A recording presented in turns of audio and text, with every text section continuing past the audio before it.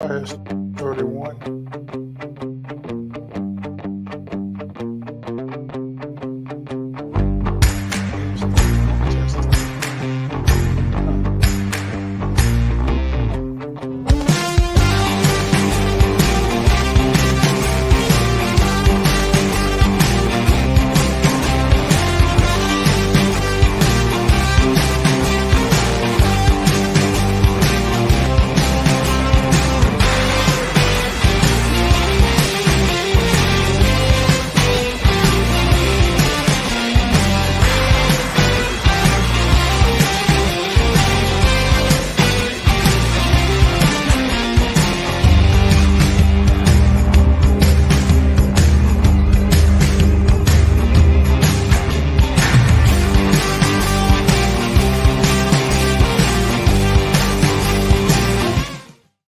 Come on now, fellas!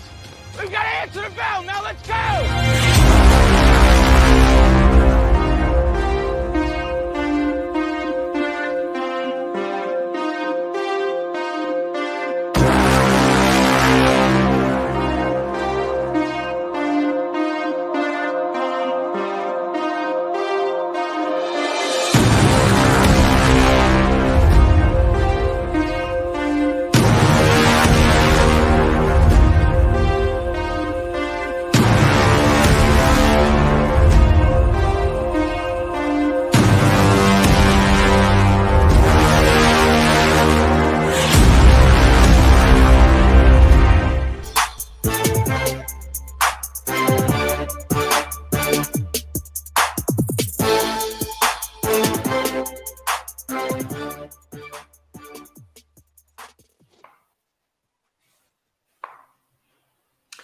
We apparently have bad internet connection, Mo. And that's not good. No, it's not good.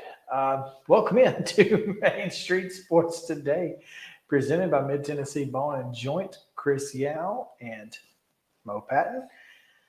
It's Top 5 Tuesday, and we've got a great show lined up. We've got three fantastic guests as we're going to conclude our SEC West previews today with Texas A&M and Arkansas.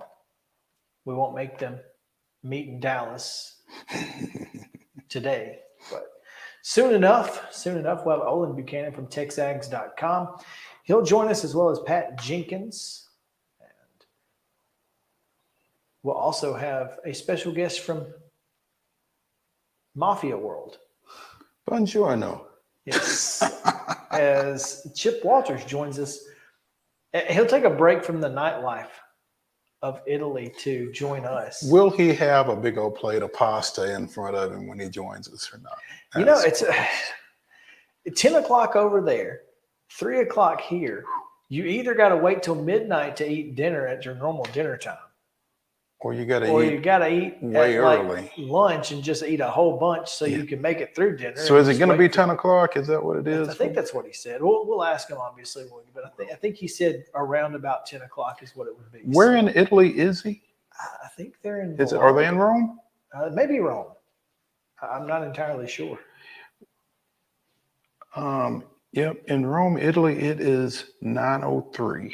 So there you go. Should be interesting. At least if we can keep him awake. Yeah, if we can keep him awake. The key is you got to stay awake. Well, they got over there yesterday, I guess. Yeah. Right? So hopefully he's adjusting. Yeah. But yeah, great show. We're going to talk obviously about the Braves. They've got some high school stuff to get into. It's Top 5 Tuesday. Just because recently Atlanta has done a Hall of Fame booth broadcast, and soon they will do another, as well as poor Larry Crown. That was so good. But also this week or early last week or late last week, one of the two, it was announced the NBA on ESPN has put together a new crew that includes Doc Rivers, by the way. So I guess he'll be off the sidelines, and well, technically they're on the sideline, but he won't be coaching there. He will be sans clipboard. He will be analysting. There you go. So that'll be fun. But yeah, we're going to talk draft our top 5 sports broadcasters, radio, TV, any sport, any time frame, doesn't matter.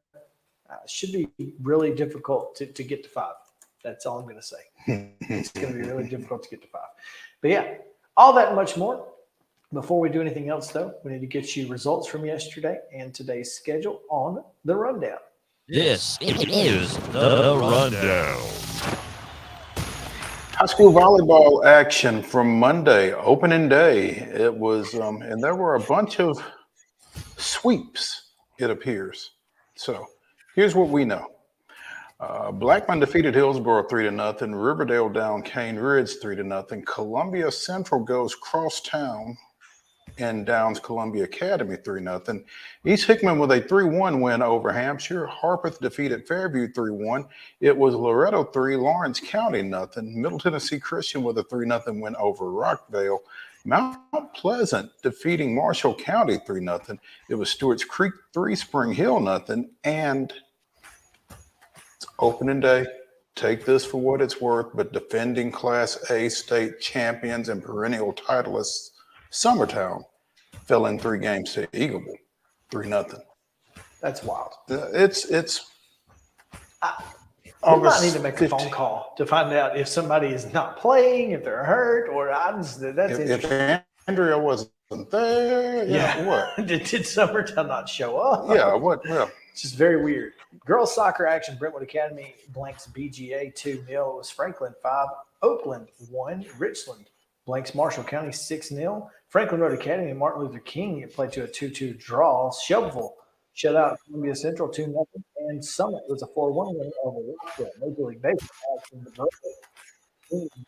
to take it out on the Big Apple, 11-3 over the Yankees last night. Marlins 5-1 winners over the Astros, and the Cardinals down the Athletics 7-5. in volleyball action today, 5 o'clock starts for Collinwood at Hampshire, Santa Fe at McEwen, and Watertown at Stone Memorial. At 5:30, Cane Ridge goes to Overton. It's University School of Nashville at Providence Christian, and Columbia Academy goes over to Bell Buckle to take on the Lady Feet of the Webb School. At 6 o'clock, it's Mount Pleasant at Culleoka, Community at Eagleville. Lead Academy goes to Harpeth. Loretto hosts Perry County. Marshall County hosts Murfreesboro Central. Siegel is at Nolansville. Mount Juliet goes to Oakland. Riverdale hosts Lebanon. Stewart's Creek goes to Rockvale. Shelbyville hosts Columbia Central at 6:30. Also at 6:30, it's Lincoln County at Spring Hill. And Summertown goes to Lewis County. It's not a place you want to be if you're Lewis County. Yeah, this one might not go well for the host Lady Panthers, but at least we don't know what time it is. Lewis County's like, we're not telling nobody what time this is happening. Yeah, so. Girls soccer action. Hunters Lane is at Antioch at 5. Also at 5 is Columbia Academy at Fairview. Franklin Road Academy hosts Good Pasture. Nolansville going to Murfreesboro Central. Silverdale Academy is at Providence Christian, and Riverdale hosts Smyrna at 6 o'clock. Cornersville's at Culleoka. John Overton's at Hillsborough. Lawrence County hosting Franklin County. Middle Tennessee Christian's at Mount Juliet Christian. Marshall County is at Spring Hill. At 6:30, it's Page at Christ Presbyterian. And at 7 tonight, Brentwood hosts Stewart's Creek. Gallatin goes to CPA. That's going to be interesting. Page and Gallatin both play CPA 30 minutes apart. Go to CPA, get there at 6:30 if you're there. See early. who shows up. Yeah, if you're there early, you're just there early. Siegel is at Independence at 7. Macon County is at Merrill Hyde. Nashville Christian hosts Centennial, and Mount Juliet is at Oakland.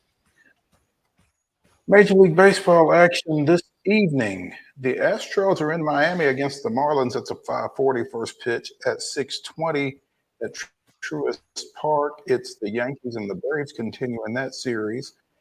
Athletics and at Busch Stadium against the Cardinals at 6:45, and what I heard described last night as a battle of 2 last place teams. Every battle. They don't like hearing that in St. Louis. Windy City Classic, White Sox at Cubs, 7:05. At 9:10, Milwaukee is at the Dodgers. And at 6:35 tonight, the Charlotte Knights are at First Horizon Park to open a 6-game series against the Sounds. WNBA action. It's the Commissioner's Cup, and it's really about, well, it's the biggest series in the WNBA as the New York Liberty goes to Las Vegas, taking on the Aces. That one went hard in favor of the Liberty about 10 days or so ago. So this one should be interesting at 8 o'clock on Amazon Prime. And at 8:30, Leagues Cup semifinal action. Monterey is at Geodis Park against the Nashville Soccer Club. And that is your rundown.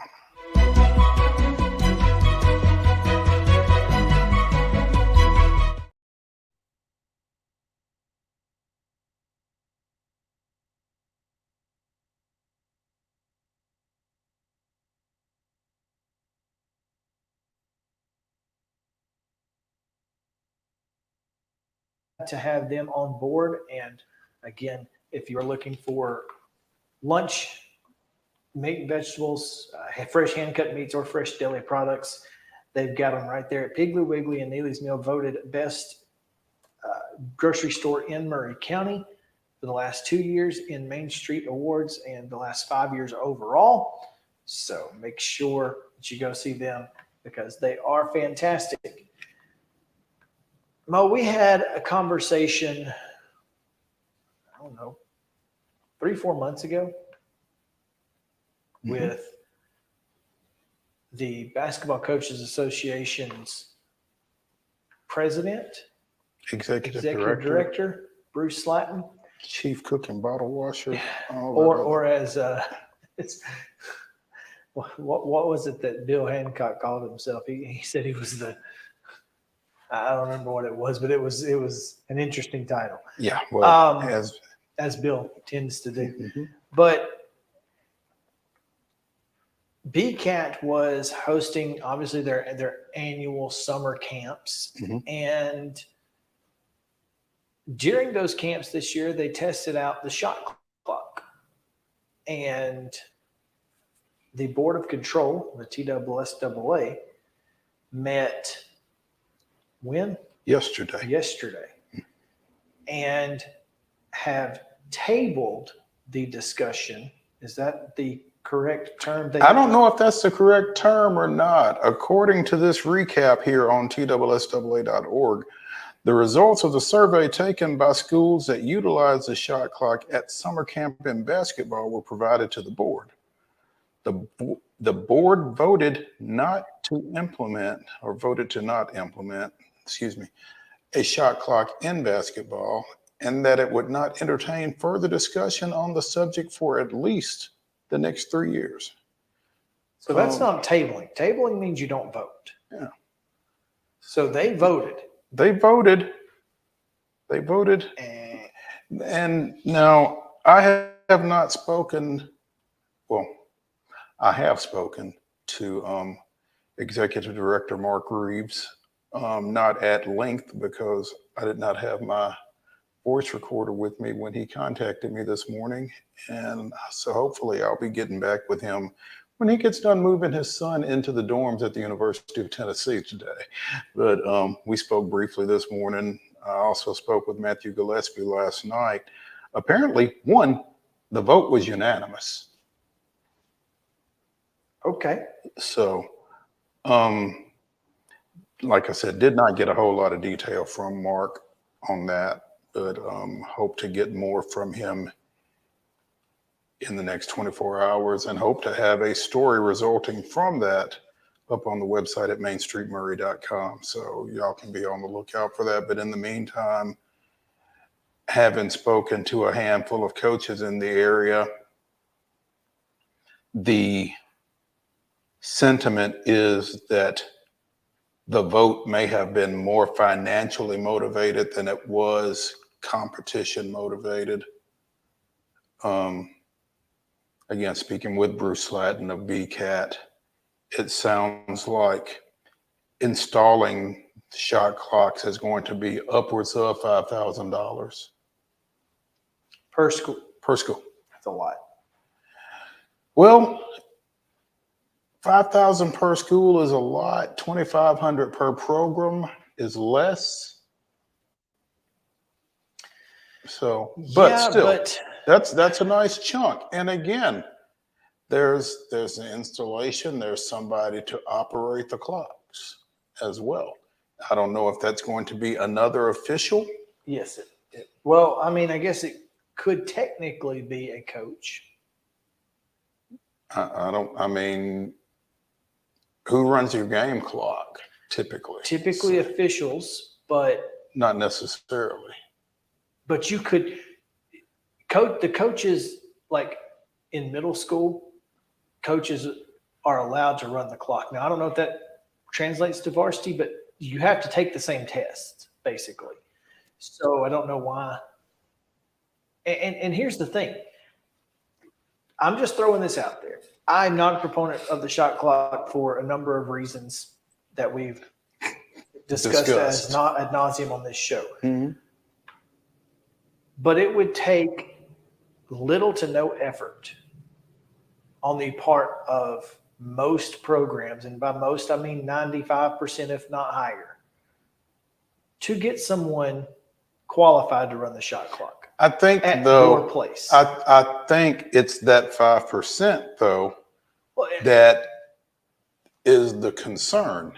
And as I spoke with a handful of coaches. It seems like the finances for the install, potentially finding someone to run the clocks, paying someone hypothetically to run the clocks, when at a time when finding officials to put on the floor is already proven to be problematic and has been for the past few years.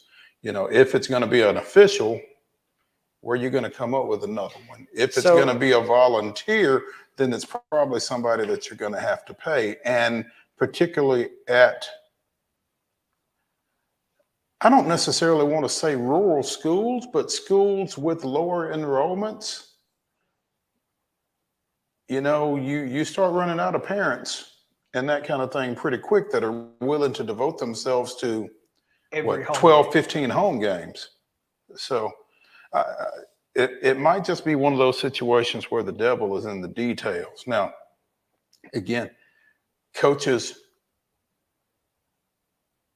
almost unanimously of the ones that I've spoken to were disappointed that you weren't going to have it just from the competition standpoint. They feel like it makes the game better. I don't know that I necessarily disagree, that I necessarily agree, because again, we've talked about the shot clock. I'm certainly not a proponent of it at the high school level. I don't necessarily disagree with them. But again, it's for that percentage of teams that it doesn't make the game better, that it eliminates a key piece of strategy, a strategic plan that can be implemented. And that's the big key. And secondly, and someone responded to John Varlas about this, and I responded and said, Coach, how many of those players are, if you're trying to get them ready for the next level, they have plenty of other opportunities to get ready for the next level without high school basketball, and most of them are taking advantage of those. And I'm so tired of that argument. If they're playing at the next level, they can make that adjustment. I think they'll be fine once they get there. They've been fine for 60 years. However long the shot clock has been in play in college basketball. That's really a selfish argument to me, because how many of these kids are going to the next level? 2.5%. But let's make a change. Let's make a schematic. Let's make a rule change for, you said 2.5? So let's make a change for 5 out of every 200 basketball players. Doesn't make sense. Who are already taking advantage of those opportunities, and on top of that, being presented those opportunities elsewhere, able to make that adjustment. It's not a hard adjustment. It's just not difficult. I don't think playing without a shot clock in high school impacted Brandon Miller. No, it didn't. I think he was just fine. Well, and it didn't impact Troy Turman or Justin Babbian. Justin Babbian from Moore County. I just pulled that name because I played with him at Huntington. It didn't impact him, and he played at D3. It's not like he was a future first round draft pick. But if I walk into a gym and I've got 8 players and my tallest one is 6'1", and you've got 3 D1 guys on your side, and all of them 6'4" bigger, and my only opportunity to beat you is to pull the ball out and hold it for a minute and look for a back cut, and I can get my kids to execute that, I should be able to do that. And if you want people to play faster, don't sit back in a 2-3 zone. Go defend them. Make them make a Get play. out on them. So yeah, not a huge. Again, we've put that. I do think it's interesting. We are a non-shot clock show here, so sometimes we probably need one. I did find it interesting that they were like, okay, we've had the discussion. Don't ask us. We don't want to hear about it for a while. There's some shot clock fatigue somewhere in Hermitage, apparently. And again, when I do talk to Mark Reeves, that'll be one of the things I ask him about. Why the 3 years? Why did y'all just tell him to go away like that? So. But yeah, no shot clock in Tennessee high school basketball for at least another 3 years. I was going through the rest of this summary just to kind of get an idea, and I don't see anything that's just absolutely pressing. No. But I do think it's interesting that, and probably good on the TSSAA to allow an additional game for 1 year would be allowed for Division II AA teams who are affected by Webb Bell Buckle's girls team moving up. So just, that's a good job there to make that work. Yeah, with them, again, going up. And so many of those schools probably already had their schedules made or close there too. So, yeah. All right, we'll take a quick break. When we come back, we have TexAgs.com's Olin Buchanan set to join us. So stick around. We'll continue SEC football previews on the other side of the break here on Main Street Sports Today, presented by Mid-Tennessee Bone and Joint. We'll be back to the Lee Company studio in a moment.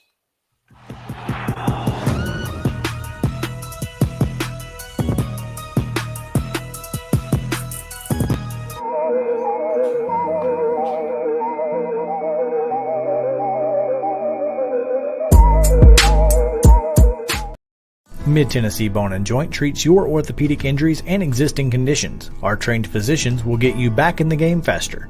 Contact us at 931-381-2663 or www.mtbj.net.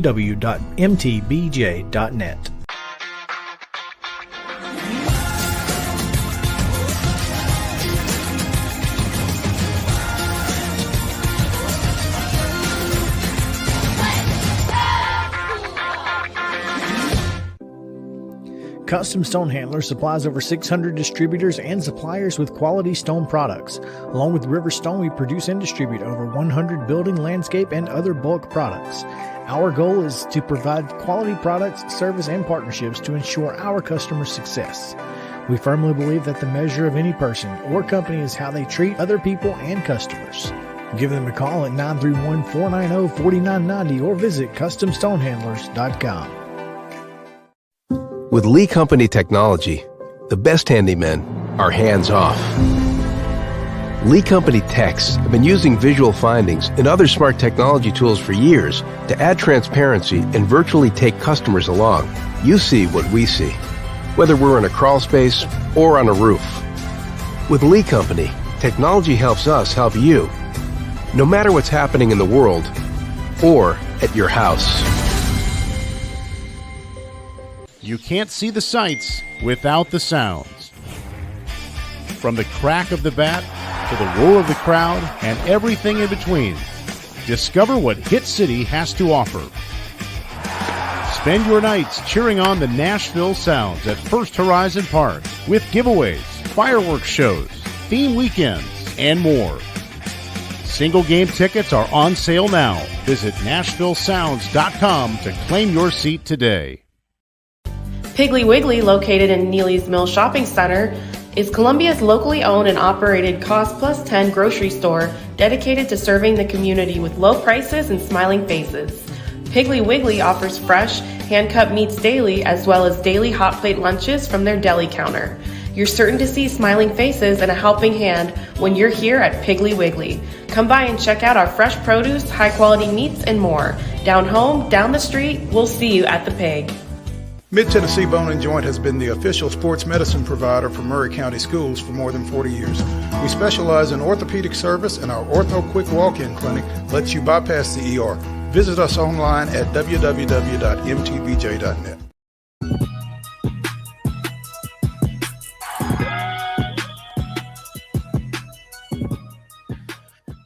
Welcome back in Main Street Sports Today, presented by Mid-Tennessee Bone and Joint. Chris Yao, Mo Patton here with you on this Top 5 Tuesday. Again, Top 5 sports broadcasters coming your way later in the show. Don't forget, also, Pat Jenkins talking Arkansas and Chip Walters coming live from Italy to talk Middle Tennessee State athletics. All of that and much more coming your way. Right now, though, we continue our college football preview segments as we continue in the SEC West.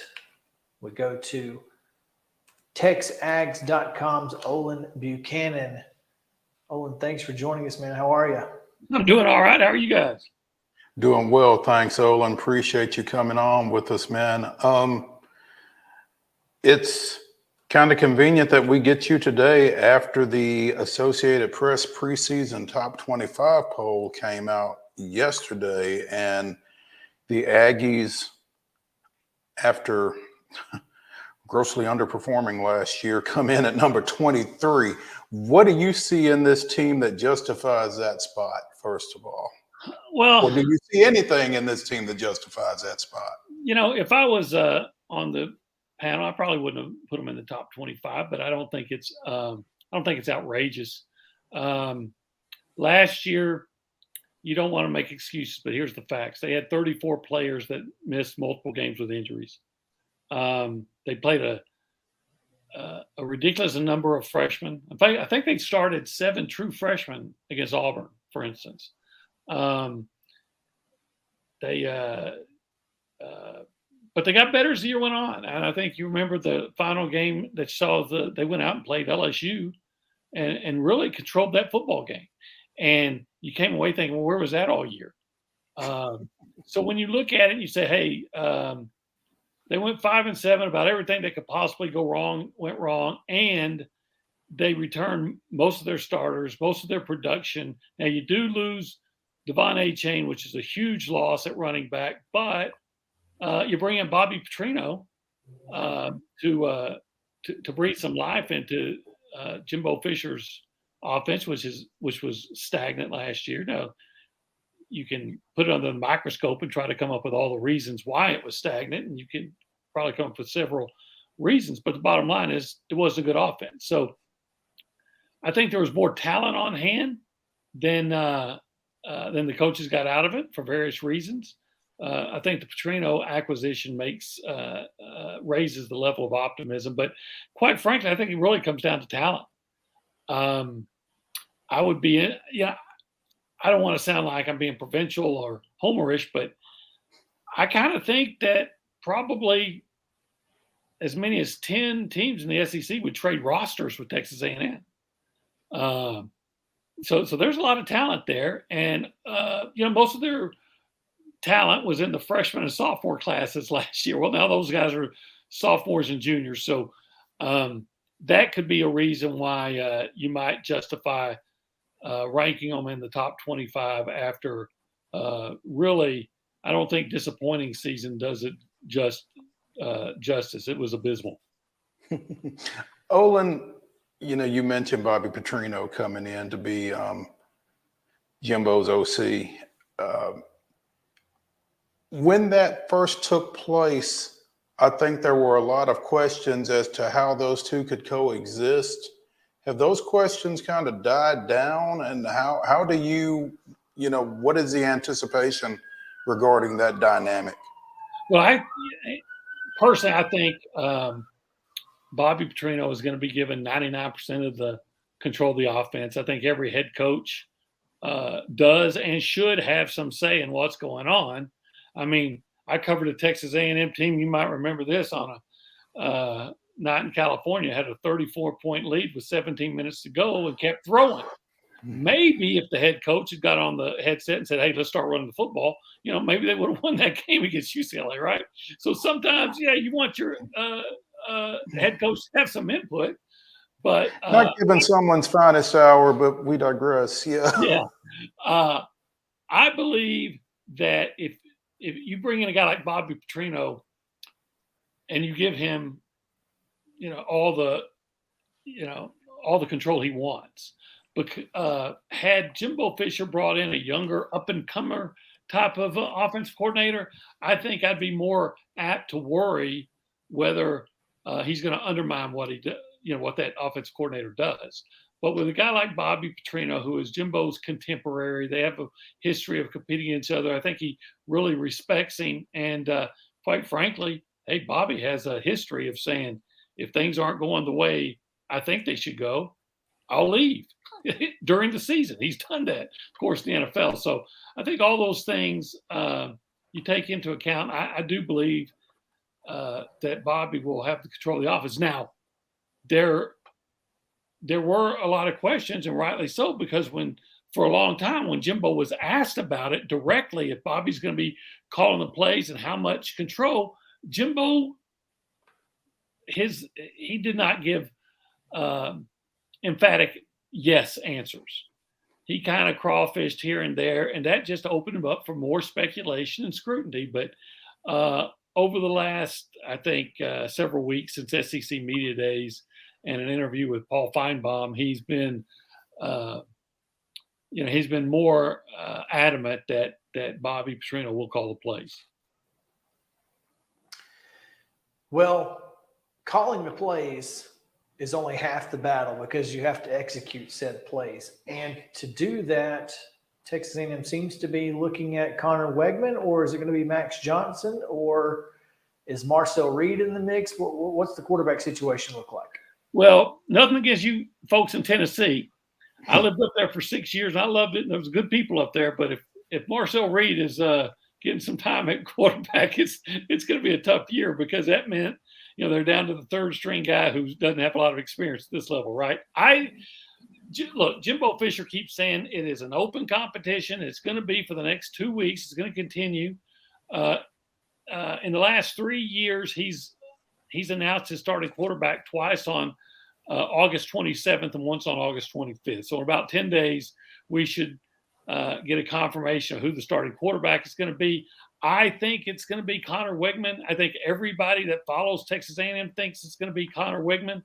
I think with the way he played, especially in the LSU game, people looked at that and said, man, there's a lot of upside with this young man, a lot of ability there. And now that's not to say that Max doesn't have. Max started LSU behind a paper-mache offensive line 2 years ago and did pretty well, considering he was always under pressure, beat A&M. So I don't think it'd be an absolute stunner if they chose Max, who has more starting experience. But if you just look at on talent alone and some of just the intangible qualities that Connor Wegman seemed to have, I do think it'd be surprising if Connor isn't the starting quarterback when the season starts. Well, and lucky for him, you got a young group of wide receivers, but they should be really good, including Anais Smith, Evan Stewart, and tight end Donovan Green. Top 4 receivers back, and you got some decent recruits to go with it. So the receiving core pretty solid. I think their group of wide receivers, I really believe this, are going to be as good as anybody in the SEC. I'm not saying they're the best, but I'm saying they're as good as anybody. Moose Muhammad is a guy I never understood why they were taking so long working him into play. Guy, you might have saw that LSU game. I don't know. He had a one-handed touchdown grab. He's had about 3 of those with one hand. He's really good. And Evan Stewart was a freshman All-American. And Anais Smith has proven what he's scored 4 touchdowns his last 2 games against Alabama. And they have a young kid named Noah Thomas, a big 6'6" kid that he's just been the talk of all the offseason. So we'll see about him. Now, they did get a bad break. Donovan Green sustained a torn ACL on scrimmage on Sunday, so he's out for the year. Oh, wow. And that's a bad break because he's a good player. Led the team among tight ends with receptions last year. Had touchdowns against LSU and Alabama. Good player, can catch it and run with it. They have Max Wright back at tight end, who's a solid guy, not nearly the receiving threat that Donovan is. And but Jake Johnson, Max Johnson's younger brother, I mean, he was a top 100 player 2 years ago when A&M signed him. So I think he'll probably step into Donovan's role, and we'll see how good he is. But that's a loss at tight end. But as receivers, I really think A&M is as good as anybody. Olin Buchanan of TexAgs.com joining us on Main Street Sports Today, presented by Mid-Tennessee Bone and Joint, as we continue our college football previews across the Southeastern Conference. Defensively, Walter, and you mentioned your ties to Tennessee, so I'm sure you're keeping a close eye on Walter Nolan up front. What do you feel like his impact is going to be on this defensive unit this time around, and what does the rest of that side of the ball look like? Well, here's the deal with their defensive line. It should be really good. It could be as good as anybody in the country. It really could. They have just crazy talent there. Now, last year, those guys showed a lot of flashes, but they weren't consistent. But they were true freshmen, 18-year-old guys playing in a grown man's league. Give them some time to grow up a little bit. Well, with a year of growth mentally and physically, Walter has taken about 30 pounds off, and he looks really good. He has that quickness at his size. I think he's going to be even quicker.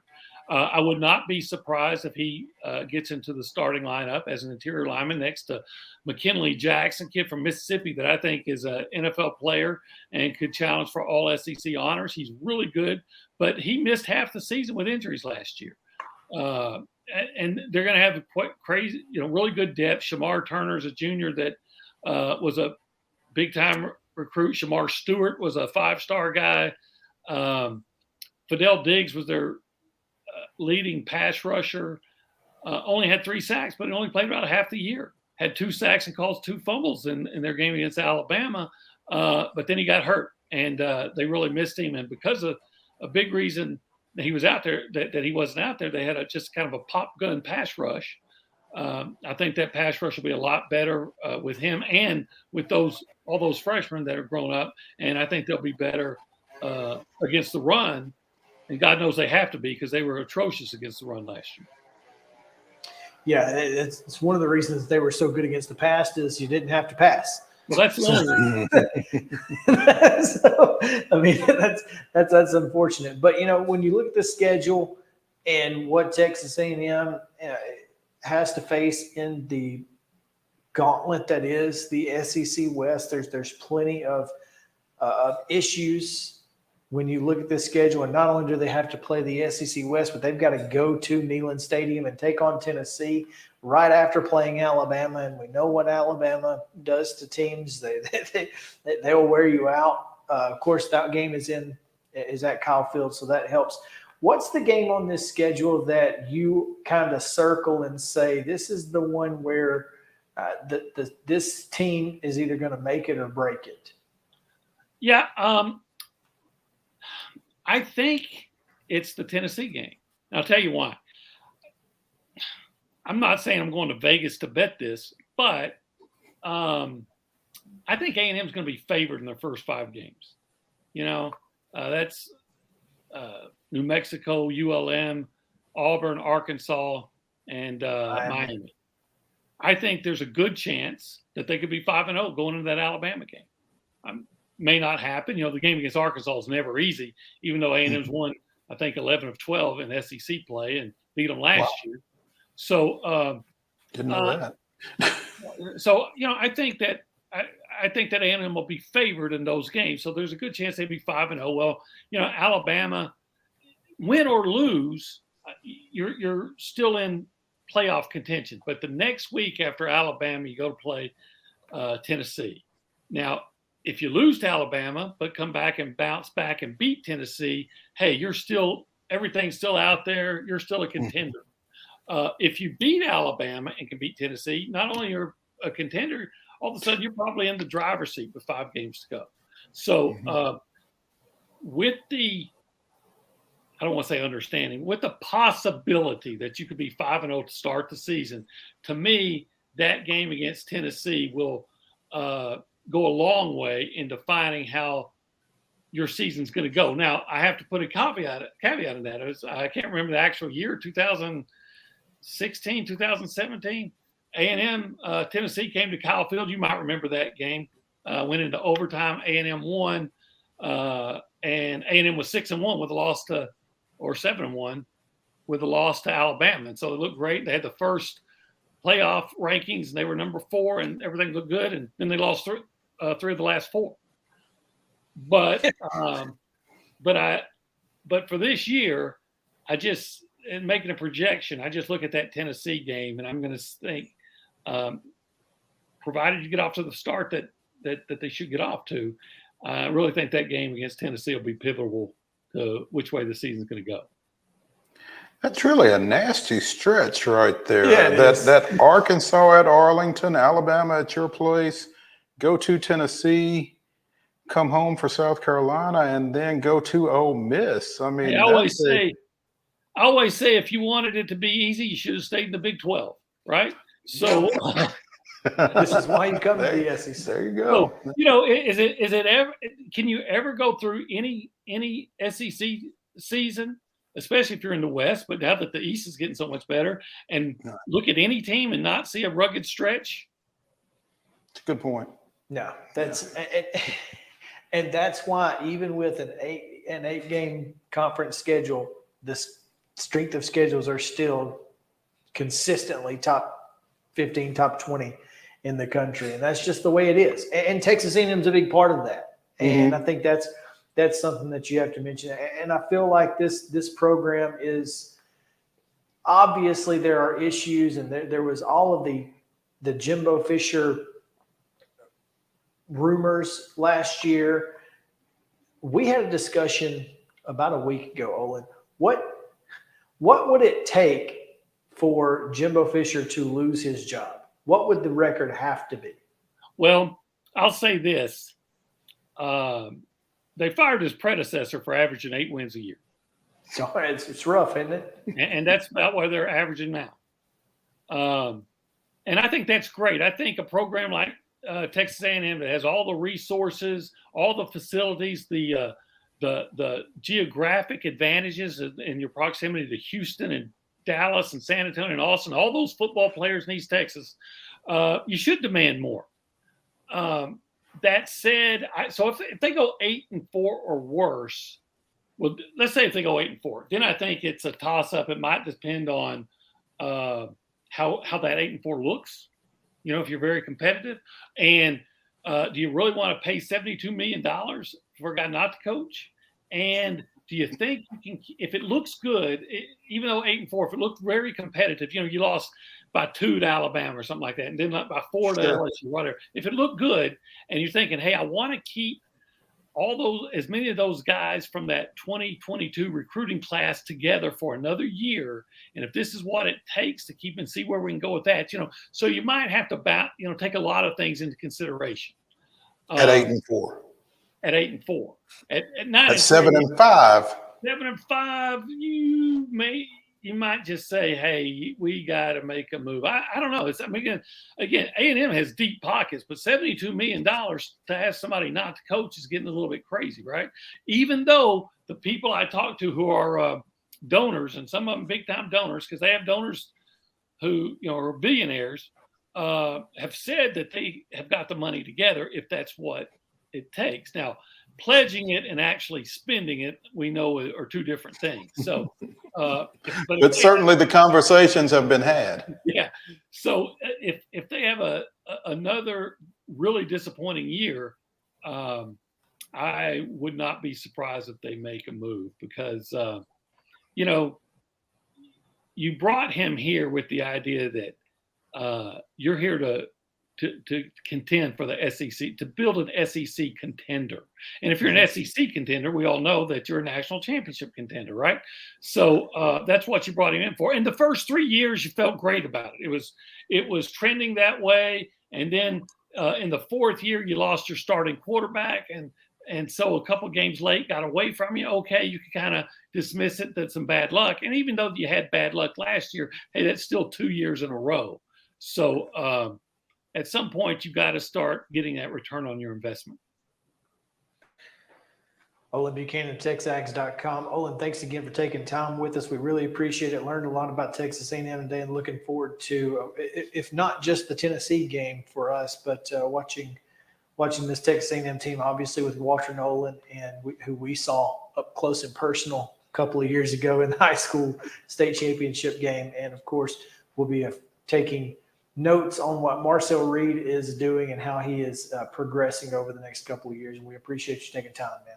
Well, we appreciate you sending Walter Nolan down to us, Tennessee. I bet Well, you do. I tell you what, if we send him down, then we're probably going to take more blame up here than get thanks down there. But hey, we always say Tennessee's been good to us. Got Sam Houston, David Crockett, and Walter Nolan. There you go. There you go. Olin, we appreciate it, man. Have a good Tuesday. Oh, man, that's funny. I got a feeling Walter Nolan's Marcel Reed's going to be on that list here at some point soon. I just got a feeling. Let's take a quick break. When we come back, baseball chatter, talk a little Braves. So stick around here on Main Street Sports Today, presented by Mid Tennessee Bone and Joint. We'll be back after this.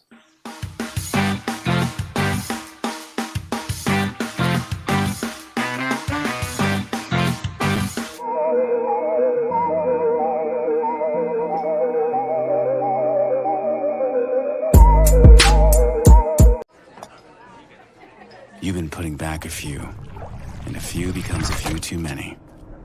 For a moment, you think about calling for a ride. Nah, you live nearby. What's the worst that can happen? You get pulled over, your insurance goes up, you lose your license, you total your car, you kill someone. There is nothing better than drinking an ice-cold beverage while taking in a Nashville Sounds baseball game. Hi, I'm Stephanie Miller with Mornings on Main Street. The Nashville Sounds and Main Street Media Television have teamed up to promote Sunday Family Fun Day here at First Horizon Park, each Sunday home game. Just go to your favorite Main Street Media website and click on Sounds Main Street Media Day banner to register to win free tickets. And then we'll see you here at the ballpark. Let your child play like the pros this fall season and join Titans Flag Football in their NFL Flag Football League. Titans Flag Football is no contact, easy to learn, convenient with teams meeting once per week for practices and games on Sundays. And we cannot forget it's ridiculously fun. Teams are co-ed with ages from pre-K through 8th grade in select locations across Middle Tennessee. Visit TitansFlagFootball.com and sign up before registration closes on September 4th. Let's play together and win together this fall season with Titans Flag Football. Y'all, I'm serious right now. They have a dragon here. I saw it. Like, no, they don't. There's no such thing as dragons. I swear, I saw it. It had huge claws. Get out of here. It had eyes as big as the moon. Come on, I'll show you. Wait up.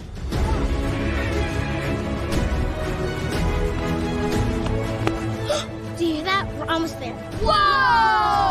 I told you so. That is a dragon.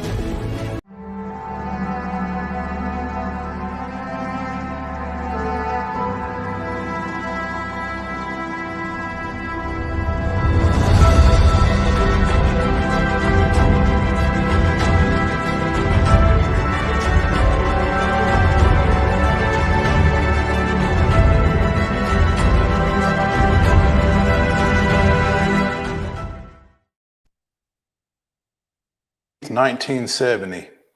Mets gone Met. Trailing 2-1 in the bottom of the ninth, the Braves loaded the bases with one out against Tom Seaver, who got a called strike 3 on Nashville native Bob Tillman for out number 2, or so it seemed. A pass ball by Jerry Grody allowed Tony Gonzalez to score from third and tie the game, and Grody's throw to the plate was out of Seaver's reach, allowing Rico Carty to come around from second with the decisive run in a 3-2 comeback victory. Strikeout, pass ball, E2, ball game. That was this day in Braves history. You lost a ball on a drop, lost a game on a drop third strike. Yeah, that's tough. That's tough.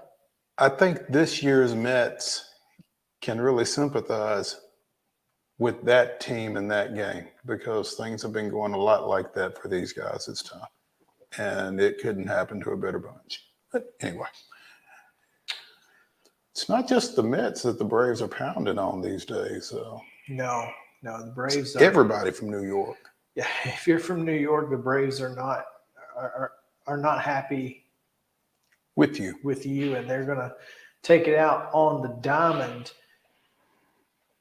Also, today, the Braves are called Lucas Williams to Atlanta and option Forrest Wall to Gwinnett. Lucas Williams? Yeah. Who? What? Who? Yeah. Tell me about Lucas Williams. Is he an infielder? Buddy, I don't know Lucas Williams. No, he's an outfielder. I don't know him.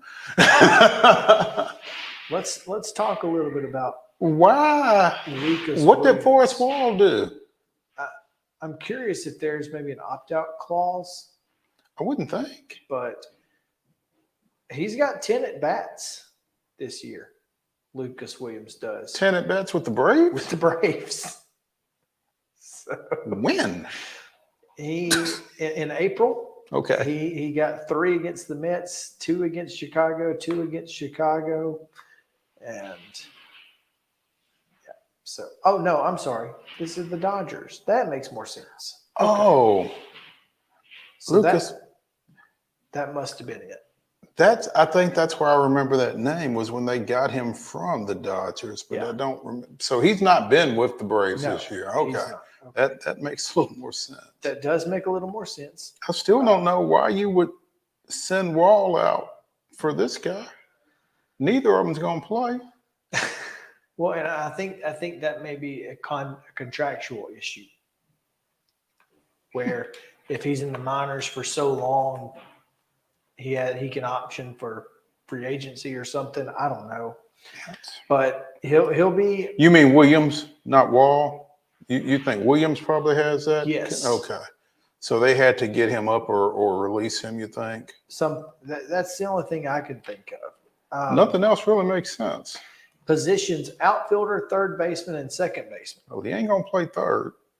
But if he can play, if he's in utility and can play a little infield potentially. Well, and I guess if he can play second, then that makes given the situation, yeah, maybe that makes it. Maybe Forrest can't play second.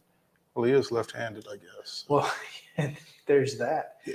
And I mean, is Luke Williams, by the way. Don't think he goes by Lucas. At Braves. Yeah. Well, maybe they don't know what his name is either. It's like, who is this guy? Yeah. But yes, he goes by Luke on Baseball Reference. Mm-hmm. He goes by Luke. And on MLB.com. On MLB.com. But the Braves. The Braves called up Lucas Williams, huh? So whether Luke shows up or not, I don't know. That's kind of where we're at right now. So. He has 10 major league at-bats. He's 1 for 10. Yes. With a stolen base. But he has a stolen base. And he can play second. In the event Nicky Lopez needs a day off or something because he's not had plenty. Or Vaughn Grissom? Yeah, is Vaughn up? Yeah. Okay, so I haven't seen that either. Yeah, there it is. Yeah, Vaughn is up in the spot vacated by Ozzie going on the IL. And Luke is up in the spot vacated when Forrest Wall was sent down. Got sent down. Yeah, poor Forrest. Have you seen the lineup Horse Wall. No, I've not seen the lineup today. It's a doozy. Oh, It's completely different. completely? Like almost. Well, I just- mean, Harris is in the 2 spot still, right? Yes. So, okay, we're talking about Acuna, Harris, Riley, Olsen. Okay, 5. Hang on. 5 is usually 5 is usually Murphy, Darno, but it's neither of those now. It's Ozuna, right? right. Okay. So, all right. 6 is Rosario. Yes. Okay. So 7 is Murphy. Okay. So 8 is Grissom or Lopez? No. Neither Grissom nor Lopez. It's Arcia. It's Arcia. Okay. So 9 is Grissom or Lopez? It's Lopez. Okay. All But right. yeah, the catcher and the 5-hole thing, that's not a thing right now. And by the way, Eddie Rosario has been on. Eddie heard y'all talking about him. He's been on one of his patented heaters. Yeah. and so I guess moving him up in the lineup whenever you get it, whenever you can, Ride that is out. probably good. Yeah. So did you see that slide he made last night? Mm-hmm. It was so good. And man, I felt bad for that catcher, even though he's a Yankee. I mean, if he catches that, Rosario's probably out. Oh yeah, he's toast, but we'll take it. It's like, never mind.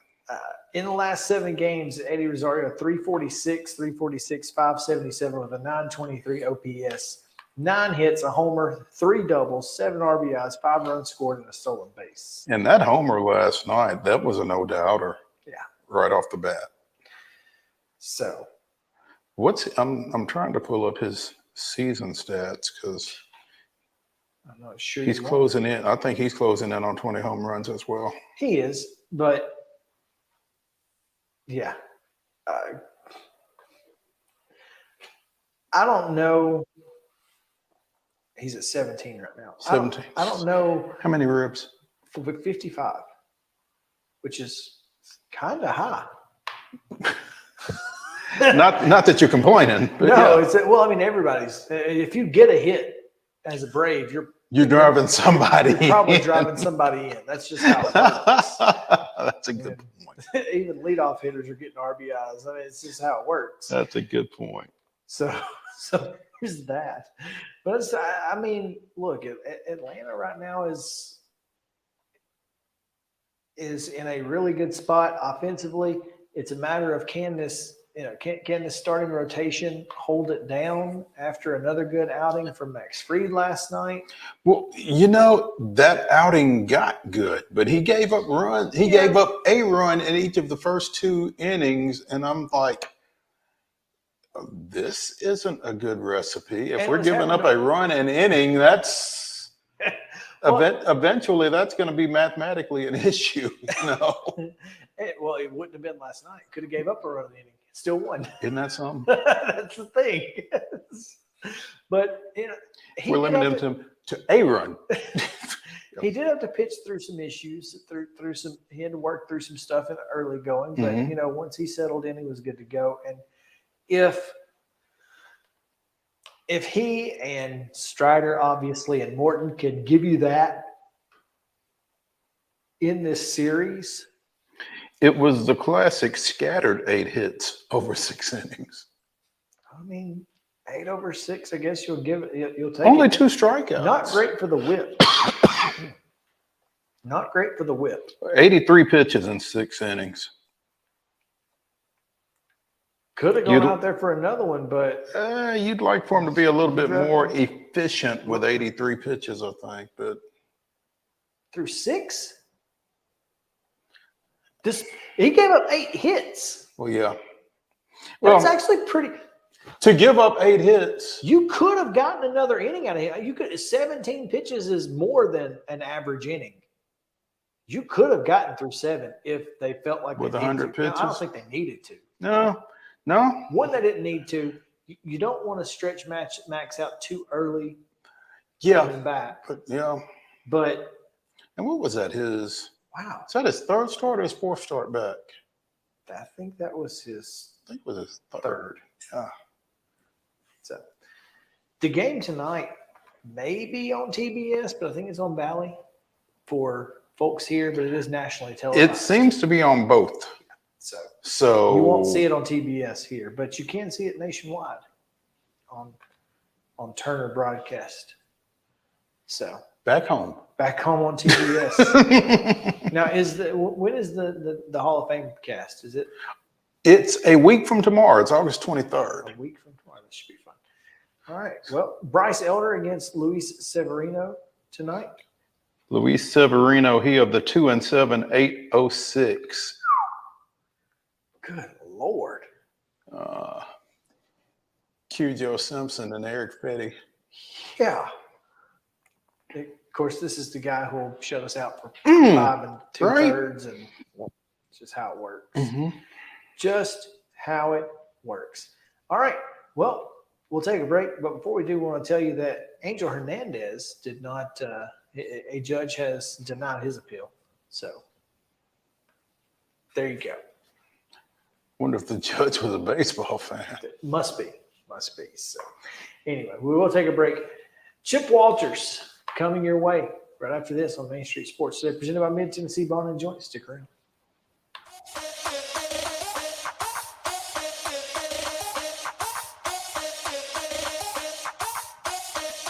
Mid-Tennessee Bone and Joint treats your orthopedic injuries and existing conditions. Our trained physicians will get you back in the game faster. Contact us at 931-381-2663 or www.mtbj.net. With Lee Company technology, the best handymen are hands-off. Lee Company techs have been using visual findings and other smart technology tools for years to add transparency and virtually take customers along. You see what we see, whether we're in a crawl space or on a roof. With Lee Company, technology helps us help you, no matter what's happening in the world or at your house. Jones & Lang Sporting Goods here in Columbia has been outfitting teams, officials, and anybody else from T-ball to college for 50 plus years. Be sure and check them out at 931-388-8060 or online at jonesandlang.com. Jones & Lang Sporting Goods, the look of a winner. Zion Christian Academy, zioneagles.org or 931-388-5731. You can schedule your appointment. Go tour their campus. It is beautiful over there, and you're definitely going to want to see it. Again, it's zioneagles.org. Give them a call, 931-388-5731, and schedule your tour today. Did you know that up to 80% of us will experience back or neck pain during our lifetime? Many of you are offered surgery or addictive pain pills to relieve your chronic pain. At the Dr. Gill's Center for Back, Neck, Chronic Pain Relief, we have been leading the way to better health, naturally, and have helped tens of thousands of people right here in Middle Tennessee for the past 30 years. I came to Dr. Gill about 10 years ago after my local doctors recommended surgery. I knew about Dr. Gill and wanted to see if he could help me. 10 years later, I am pain-free, no surgery, and no pain pills. Surgery is scary, and over 40% of all back surgeries fail, creating a cycle of surgery and pills. There is a safer solution to your chronic pain. Make the call to the Dr. Gill Center for Back, Neck, Chronic Pain Relief today and get your life back. This office visit is normally $299, but call today and receive your initial consultation, report of finding for just $49. But hurry, this offer won't last long. Call 615-768-8743. That's 615-768-8743. You can't see the sights without the sounds. From the crack of the bat to the roar of the crowd and everything in between, discover what Hit City has to offer. Spend your nights cheering on the Nashville Sounds at First Horizon Park with giveaways, fireworks shows, theme weekends, and more. Single game tickets are on sale now. Visit NashvilleSounds.com to claim your seat today. Mid Tennessee Bone and Joint has been the official sports medicine provider for Murray County Schools for more than 40 years. We specialize in orthopedic service, and our Ortho Quick Walk-In Clinic lets you bypass the ER. Visit us online at www.mtbj.net.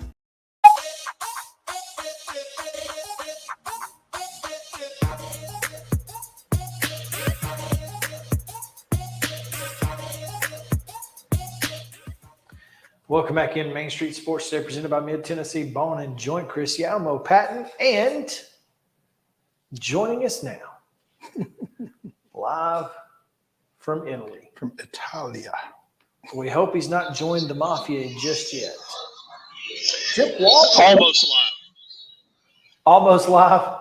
Yeah, we've been up since. I've been up since about 7:00 yesterday morning on Monday morning, and team is just. We flew overnight and had a busy day doing some sightseeing. Had a team dinner tonight, so trying to get everybody to bed, which is not going to be a problem this evening. Now, Chip, have you got a tripod, or have you recruited somebody, or what are you doing there on the streets of Rome? Well, I'm here in the Eternal City and wanted to give you a little taste of it outside of our hotel. And no, I've not hired anybody. It was not in the budget. And but what we have here is a piece of wrought iron fence that worked out just right. Man, the lengths that he goes to come on with us, man, we appreciate that. Now, you sent me a picture a little bit ago that unfortunately is not where you are staying. There it is, right there. The Hotel Columbia, y'all. Yeah. The Hotel Dimple.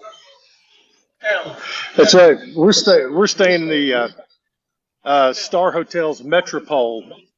And just a few moments ago, the BYU women's team got here. They're on a tour over here as well. Like I said, we had a very busy day. Landed about 8:20 Italian time, which was 1:20 a.m. in the mid-state. Had a busy day. Went to the first started at the Spanish Steps. Went to the Trevi Fountain. And went to the Pantheon, among a couple of other stops with other piazzas. And I'm telling you, the weather here in Italy, it's like being in Middle Tennessee. Mid-90s, humidity through the roof.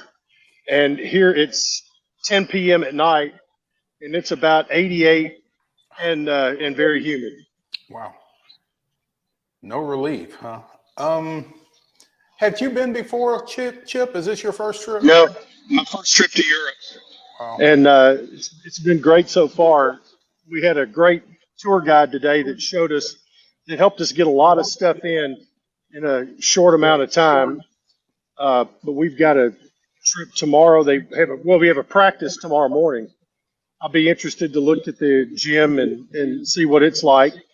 And then tomorrow afternoon, we've got our scheduled time to tour the Coliseum. And at some point here in the next couple of nights, I'm going to get down there after dark because they have the Coliseum lit up at night. Our time is going to be like 4 o'clock tomorrow. And then on Thursday, we will spend about 3 hours at the Vatican and have a half day off before we head to Florence on Friday. We'll play a game there on Saturday and a game in Milan on Sunday. And we'll have a full day in Milan and Lake Como on Monday. And next Tuesday, we'll be flying home about this time. So I guess that means we won't have him on next Tuesday. Probably not. Well, I'm on Tuesdays unless I'm not. That's right. There is that. So you say y'all are playing a game in Milan, not Milan, right? No, we're not playing the Milan Bulldogs this week. But we are we're playing one team. There's been a change in the schedule. We were supposed to have actually played while we were in Milan. We were supposed to go across the border into Switzerland and play a U21 national team from Switzerland, but they had to swap that out. And I think we have a pro team that we're going to be playing. And then I think I can't remember the other team. It's the opponents. They kind of move in and out depending on what players are in town, things like that. The one little tidbit we're trying to track down is one Giddy Potts is playing his pro ball in Milan, Italy, and hopefully we will get a chance to cross paths while we're there. That would be cool. That'll be cool. Yeah. Will you be able to hit one more giddy up then? Is that the plan? Wouldn't it be something if he walked out there dressed up in the uniform of our opponent? I don't know if you want to see that, but yeah. So Chip, you're broadcasting these games? No, we're not broadcasting because there's, again, the schedule is so up in the air. But don't be surprised if I do some Facebook Live cut-ins, things like that. That'll be cool. We'll do in a recap of each game. Awesome. Okay. From what you know, what's been happening stateside the last few days? Well, I mean, we were there until just not too long ago yesterday. You can pull up the website. I know football had a scrimmage on Friday since we last talked that apparently the offense looked pretty crisp. And I tell you, the quarterbacks have all looked good. Nick Vattiato really has a command of this team. And this receiving core, having lost a couple of guys, has added some pieces from gentlemen from North Carolina, one from South Florida, that have really added some depth to this group. So I think they're going to be pretty decent. And Scott Schaefer is just tickled to death with his defense that has continued to do what they do so far in fall camp. One of those defenders has been honored with naming to the Lombardi Award watch list. Marley Cook, a defensive tackle. Yes. Coming off a year with 22 tackles, 9.5 for loss, 6.5 sacks, 5 quarterback hurries, and a blocked kick. So redshirt junior from Water Valley, Mississippi is on the Lombardi Award watch list. Goes to the college football offensive or defensive lineman who exemplifies the character and discipline of NFL Hall of Fame head coach Vince Lombardi, in addition to outstanding performance and ability. So that's given by the Rotary Club out of Houston. So watch list. Yeah, there's a lot of guys who are on the watch list for these individual awards so far this year, and those will continue over the next week or so. And those kind of looks, it doesn't hurt when you've got guys doing well in the NFL and people that put these awards together. They keep coming around and taking a look at what's on the field now. So some good things are going to happen for those guys. Chip, it looks like earlier this afternoon, the women's battle for Atlantis bracket was announced, and I guess that's Thanksgiving weekend roughly, but no, that's the weekend before Thanksgiving. The weekend before Thanksgiving, okay. And then the men are playing in the Baja Mar Classic on Thanksgiving weekend. So both middle teams will be there, bracketed around the Thanksgiving holiday. So the MTSU women will open against Michigan in that 8-team event, November 18th through 20th. You've also got DePaul and South Dakota in the bottom half of the bracket. In the top half, you've got Ole Miss, I think that's Buffalo. No, I'm sorry, it's Howard. Ole Miss, Howard, Arizona, and Memphis. So a little Tennessee flavor, a little Southeast flavor down there. Should be fun. Should be. And the Atlantis Resort does a great job hosting this event. Middle's men played it several years ago, and they do a really good job with it. So now they've added the women's bracket to it, and it sounds like that's going to be an opening round opponent that's certainly going to get your attention. Without question, yeah. Get a chance to match up with a Big 10, 12, 14, 18, whatever they are now, I guess. And while you're talking about women's basketball and you're there on the website, Courtney Whitson received another honor. You're going to have to quote the name of the committee that she's on, but they have taken a representative player from each of the 32 conferences in women's college basketball. It's about equity and the experience that the student athletes have at the national events in all sports. And Courtney Whitson is the representative of Conference USA. Middle Tennessee graduate Courtney Whitson has been to the 2023-24 NCAA Division I Women's Basketball Student Athlete Engagement Group to represent Conference USA.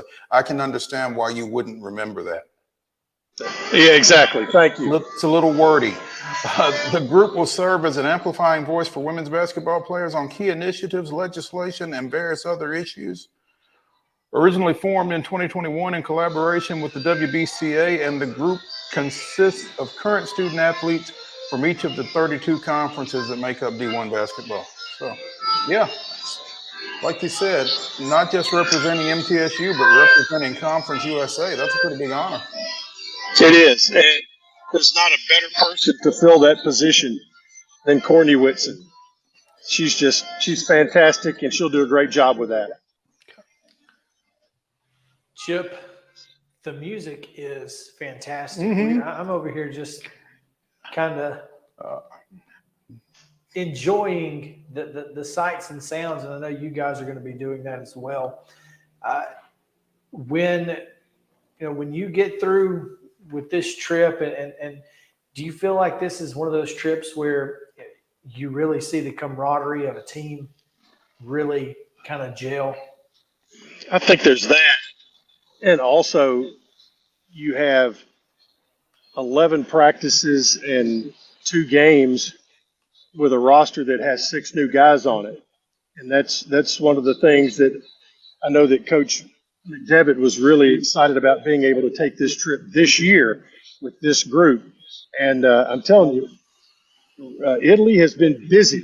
You've had, I know Georgia's been here, Tennessee's been here, Belmont's been here, Middle's here.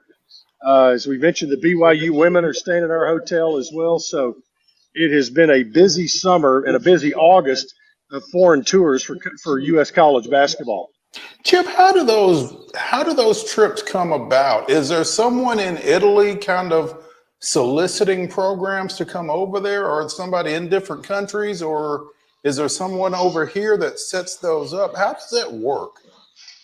I don't know 100%, but the company that we deal with is out of the United States, and they've been doing it and have the connections over in different countries. Italy is a good one because it's such a good basketball country, and then you can get into France and Spain if you need to, and we know what that's like.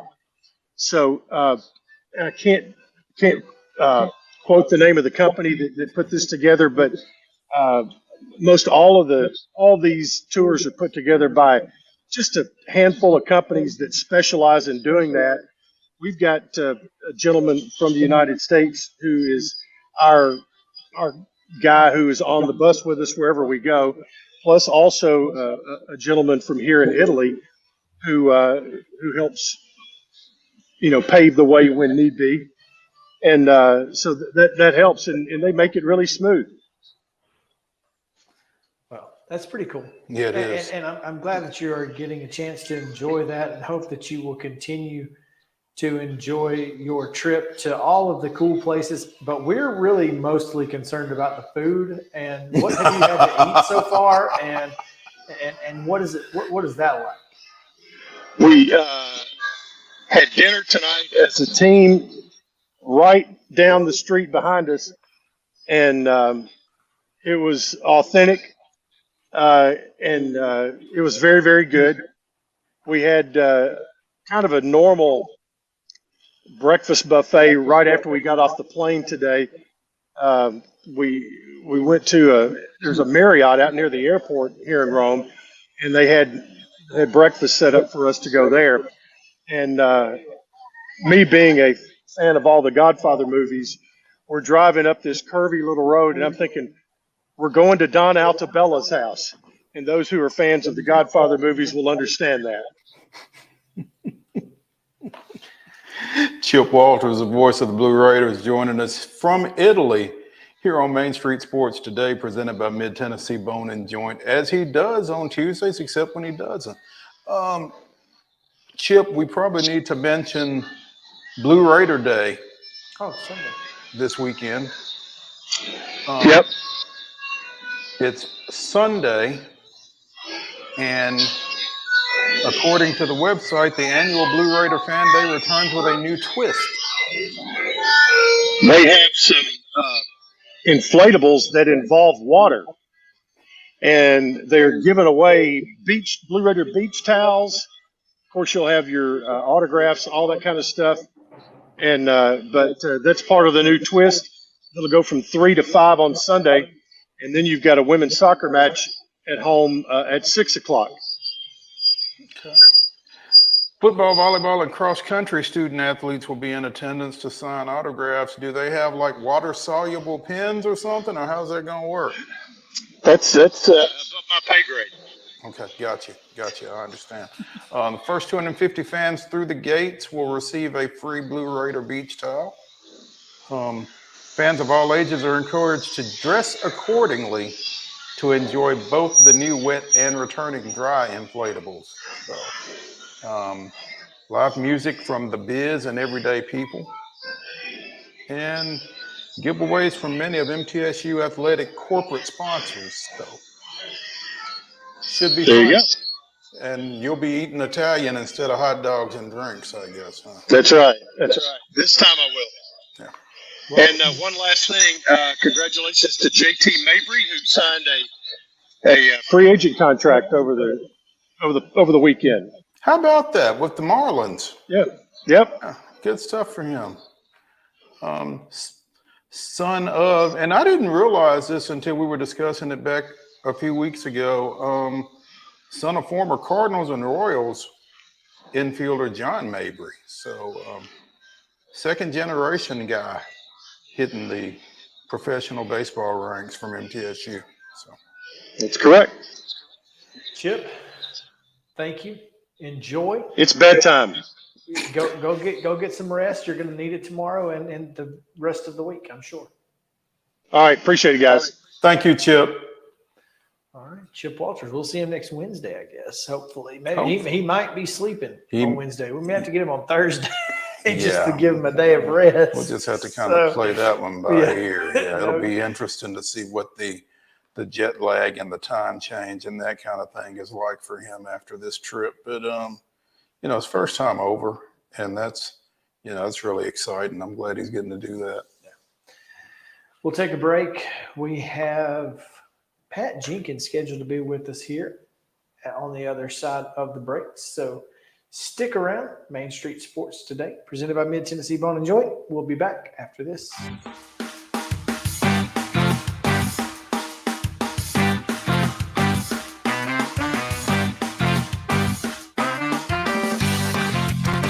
Mid-Tennessee Bone and Joint treats your orthopedic injuries and existing conditions. Our trained physicians will get you back in the game faster. Contact us at 931-381-2663 or www.mtbj.net. With Lee Company technology, the best handymen are hands-off. Lee Company techs have been using visual findings and other smart technology tools for years to add transparency and virtually take customers along. You see what we see, whether we're in a crawl space or on a roof. With Lee Company, technology helps us help you, no matter what's happening in the world or at your house.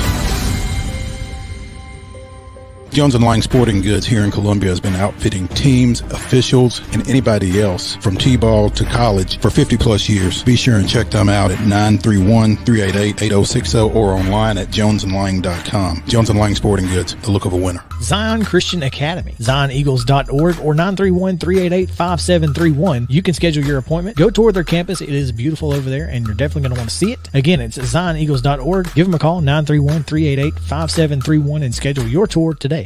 Did you know that up to 80% of us will experience back or neck pain during our lifetime? Many of you are offered surgery or addictive pain pills to relieve your chronic pain. At the Dr. Gill's Center for Back, Neck, Chronic Pain Relief, we have been leading the way to better health, naturally, and have helped tens of thousands of people right here in Middle Tennessee for the past 30 years. I came to Dr. Gill about 10 years ago after my local doctors recommended surgery. I knew about Dr. Gill and wanted to see if he could help me. 10 years later, I am pain-free, no surgery, and no pain pills. Surgery is scary, and over 40% of all back surgeries fail, creating a cycle of surgery and pills. There is a safer solution to your chronic pain. Make the call to the Dr. Gill Center for Back Neck Chronic Pain Relief today and get your life back. This office visit is normally $299, but call today and receive your initial consultation, report of finding for just $49. But hurry, this offer won't last long. Call 615-768-8743.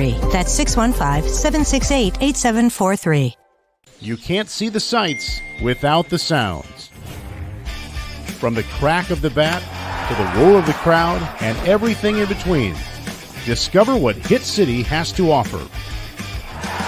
Spend your nights cheering on the Nashville Sounds at First Horizon Park with giveaways, fireworks shows, theme weekends, and more. Single game tickets are on sale now. Visit NashvilleSounds.com to claim your seat today. Mid-Tennessee Bone and Joint has been the official sports medicine provider for Maury County Schools for more than 40 years. We specialize in orthopedic service, and our Ortho Quick Walk-In Clinic lets you bypass the ER. Visit us online at www.mtbj.net. This is Chris Yao with Main Street Sports Today. Every show, Mo Patton and I welcome friends from all across the sports landscape, from high school coaches and reporters to national, college, and pro sports personalities. You never know who might stop by for a chat. AP Tennessee Sports Editor, three-time Tennessee Sports Writer of the Year 2020 TSWA Hall of Famer. She covers the Titans, the Predators, the Grizzlies, college football, and hoops. Please make welcome Teresa Walker. Former University of Tennessee, former Team USA Olympian, ex-Cy Young Award winner, R.A. Dickey. R.A., did I miss anything? Man, that was sweet. Yeah, I need to listen to that before I go to bed every night. That was nice. Has 5 sports Emmys. That's not bad for the other guy in Wham, Ryan McGee. The other guy in Wham married the best looking girl, Bananarama, so the other guy in Wham had a pretty good life. From preps to pros, we're taking on the sports topics you care about. Tune in across Main Street Media social platforms at 2 p.m. or on demand on your podcast distribution platform of choice. Tired of hanging lights every year? We get it. That's why Southern Nights is here to help. We install programmable lighting on your home or business so you can enjoy beautiful, customizable lighting all year round.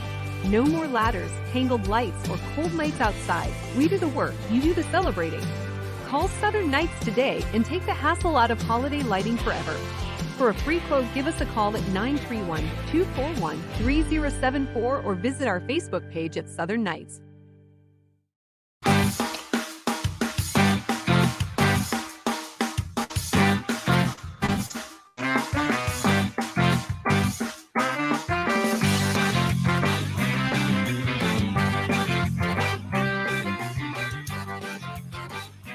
Welcome back in Main Street Sports Today, presented by Mid-Tennessee Bone and Joint. Chris Yao and Mo Patton here on this Top 5 Tuesday. Again, right after this next segment, it'll be Top 5 Sports Broadcasters, radio, television of all time. So should be a lot of fun and looking forward to it. But right now, we're going to go to the phone line where we have Pat Jenkins standing by, coming in to talk a little Arkansas football. Pat, what's going on, man?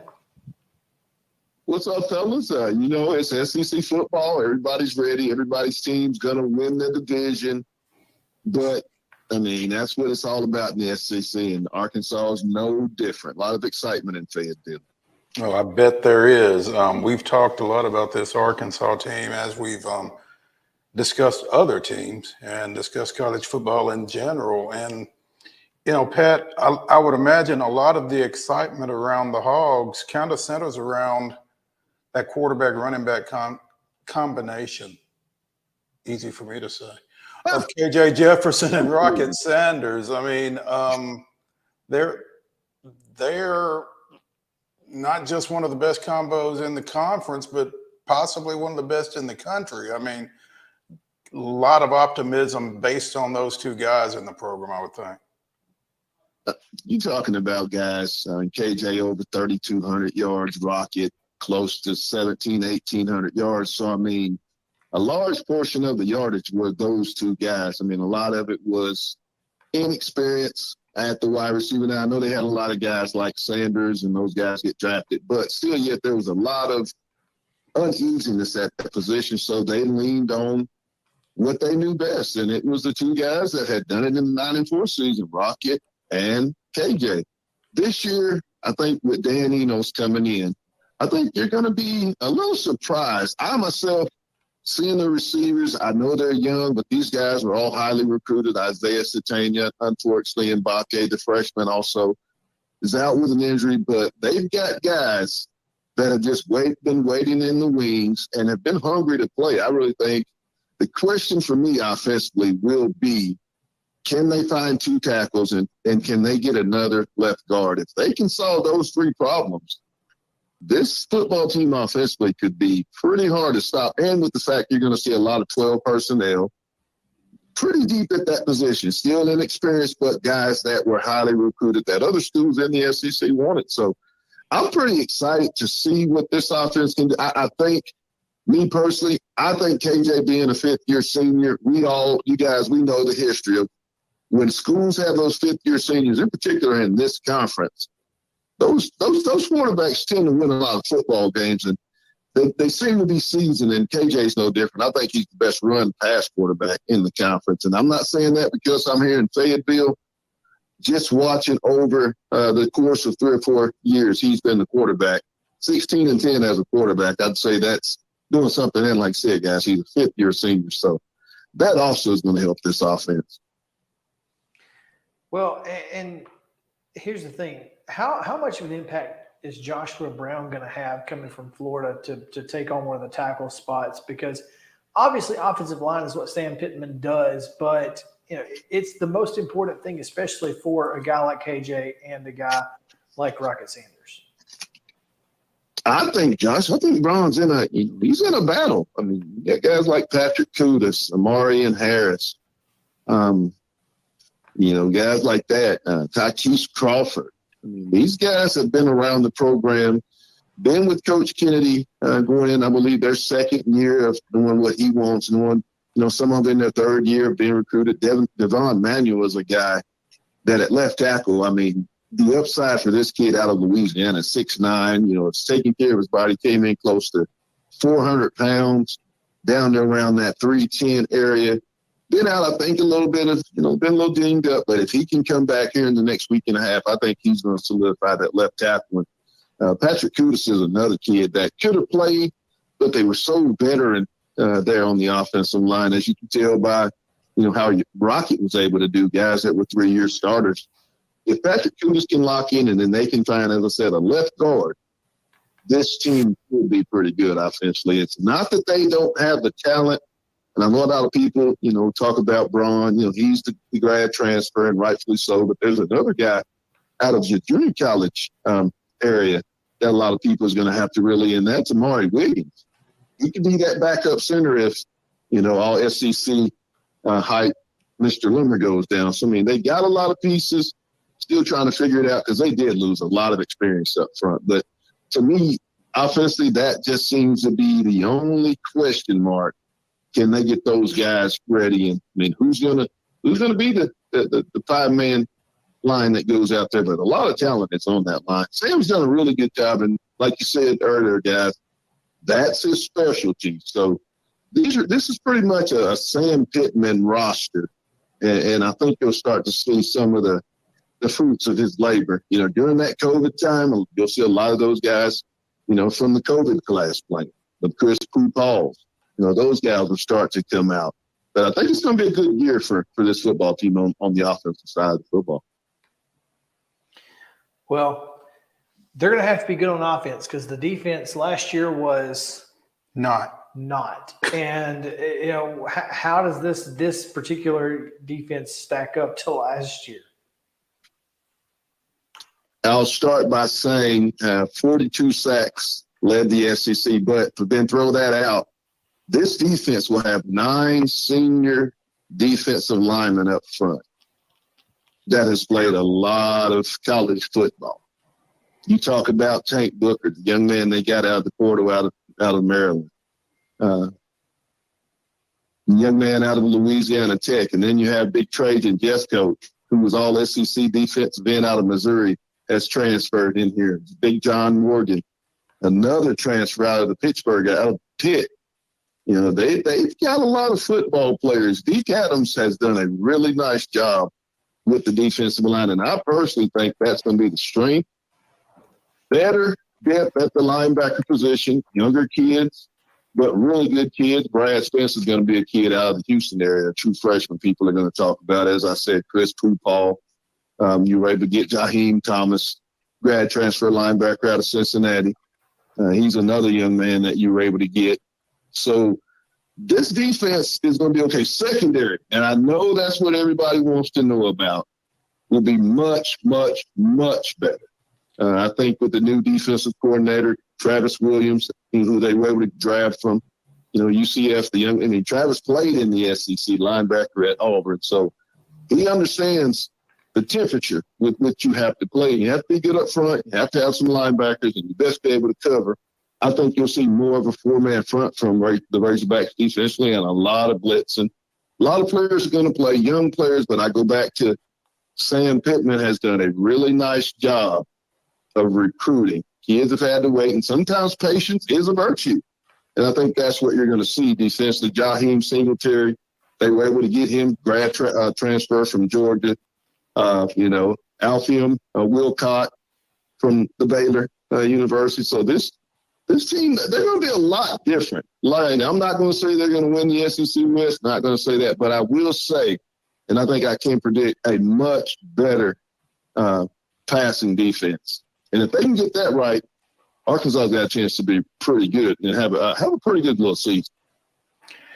Pat Jenkins from On the Hill, Arkansas Sports Talk over in Fayetteville, joining us here on Main Street Sports Today, presented by Mid-Tennessee Bone and Joint. Pat, one of the guys that came with Arkansas to SEC Media Days, I believe, was defensive end Landon Jackson.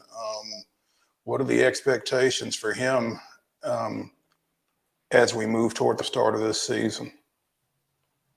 I think you're really good. I think you'll see number 40 play really well. I mean, this guy did it in the weight room. I mean, Landon came last year, transferred out of LSU, highly sought 5-star coming out of high school.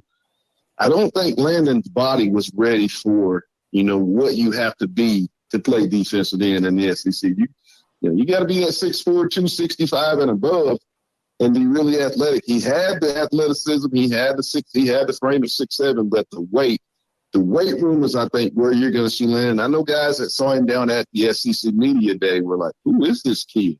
I mean, he looks like he's put in the work and he looks the part. And I think you're really going to see some things. You saw flashes in that bowl game versus Kansas. I think you're going to see a lot of that carry over from Mr. Jackson. I think you'll finally see some of that 5-star hype that people were talking about out of high school. And in particular, with this new 4-3 scheme, and they're going to be able to rotate. They'll be about 8-9 deep on that defensive line.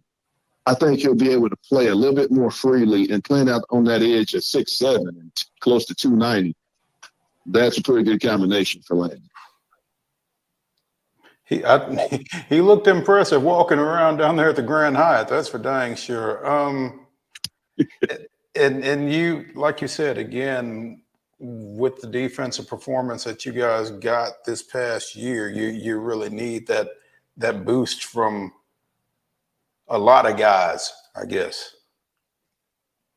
Absolutely. I mean, I think that's what this team is going to have to be about, and they're going to be kind of like their coach, a guy that just goes about his business and just puts that chip on their shoulder and plays like they have something to prove. And I think that's when you look at Arkansas in the SEC, year in and year out. I mean, that's really how they have to play. I mean, it's a team that's, even though they've been in long, they've had a lot of in and out periods. And I think they're finally starting to feel some stability with this program under Sam Pittman. I know talking to him yesterday, I see a coach that's smiling an awful lot, having a lot of fun with his football team. Because I think, first of all, and I go back, these are his kids. And I think he knows a little bit about more what to expect going forward. We had to remember he inherited the old regime of D. Lamar and those Morris guys. Sometimes you have to be loyal to those that have been loyal to you. And I think that's some of the 3-7 and maybe a little bit of that drag last year. But I truly believe that Sam Pittman has got his deepest and most talented team that he's had since he's been in Fayetteville.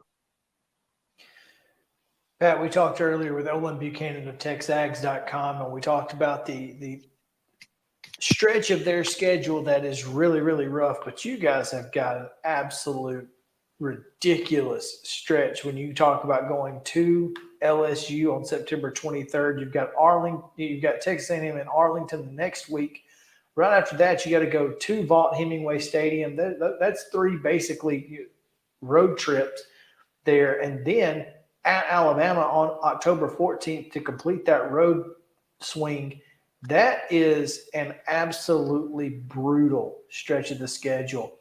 What does Arkansas have to do to not come out of that just completely gassed and done for the rest of the year? I think the key word is stay healthy. I think, and I still go back to what I said earlier, I believe KJ Jefferson is the top quarterback in the SEC, and I believe that as long as number 1 can stay on the field during that stretch for Arkansas, they should be okay. We go back to 2 years ago.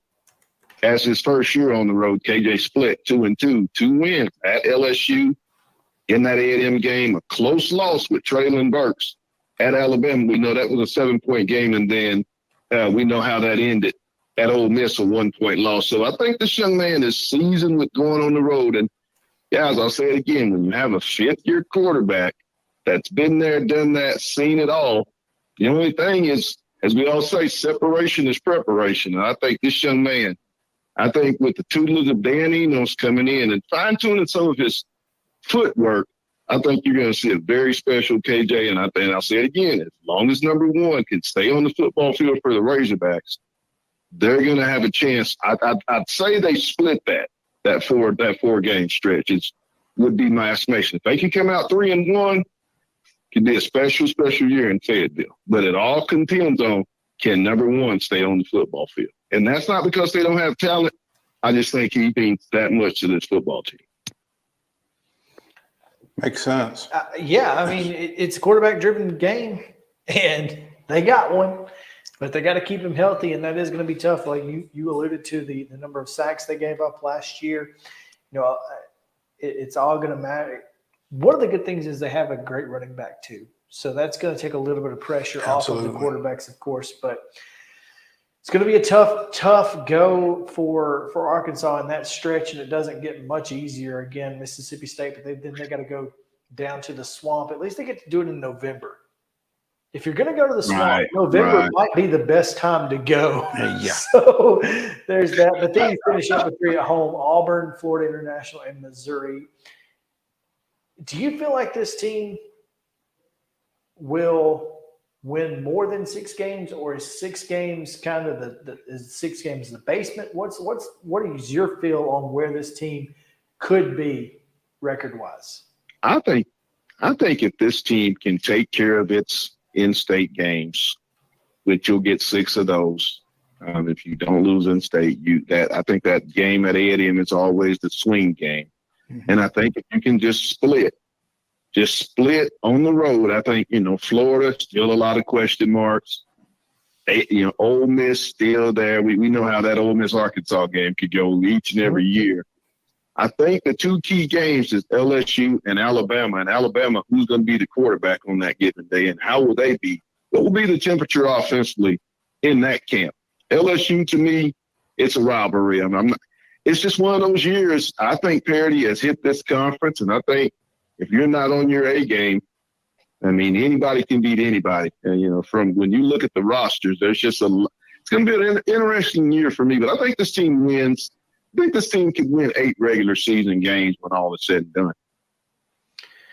Fantastic. Well, you mentioned Arkansas, Ole Miss, and we should probably mention that our thoughts are with the Arkansas family and Alex Collins, and hopefully, that's a tough loss there for the Razorback community. But we want to send out our thoughts to your guys and those folks out there. So please pass those along. Well, I know we greatly appreciate it, and I'll pass those to the Collins family. I had a pretty good relationship with Alex, and never ever had any bad thing to say about the young man. He was a class act on and off the field, and it is. I mean, gone too soon, but as we always say, God, He don't make any mistakes.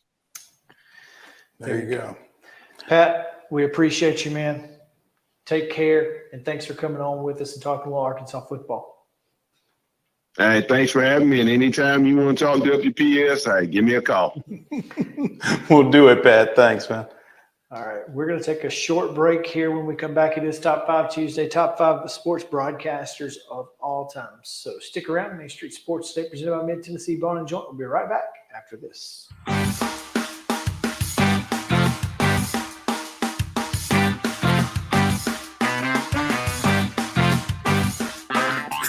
This is Chris Yao with Main Street Sports Today. Every show, Mo Patton and I welcome friends from all across the sports landscape, from high school coaches and reporters to national, college, and pro sports personalities. You never know who might stop by for a chat.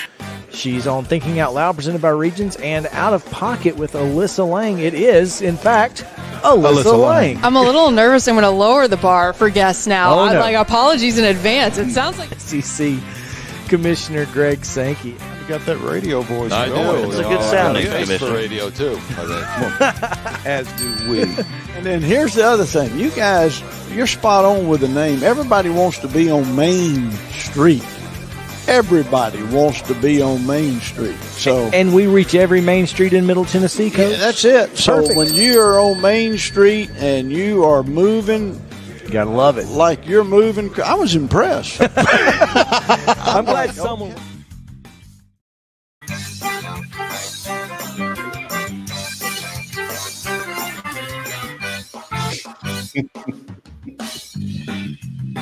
Welcome back in, Main Street Sports Today, presented by Mid-Tennessee Bone and Joint. Chris Yao, Mo Patton, and we welcome in Justin Kulik, the man behind the curtain. Hello, hello. What's up, man? What's up, JK? How's it going? How's your Tuesday? Pretty good, pretty solid. Learned a lot about Italy, thanks to Chip. I just wish they had been staying at the Hotel Columbia. Would have been so perfect. Yes, absolutely. Yeah, that was unfortunate. But he sounds like he's having a good time over there. I'm happy for him. There you go. All right, so random number generator is going to predict our draft order today. Justin, you'll be number 1. Mo, you'll be number 2. I'll be number 3. That seems random. First is, all right, number 2 is going to go first. Number 3 is going to go second. And number 1 is going to go last? Oh, wow. Okay, Sorry, JK. That makes me number 1. That's me. Yes. the old stick and twirl on me there. Yeah, well, I promise if you could have seen my screen, I was doing the number generator. I wouldn't lie to you.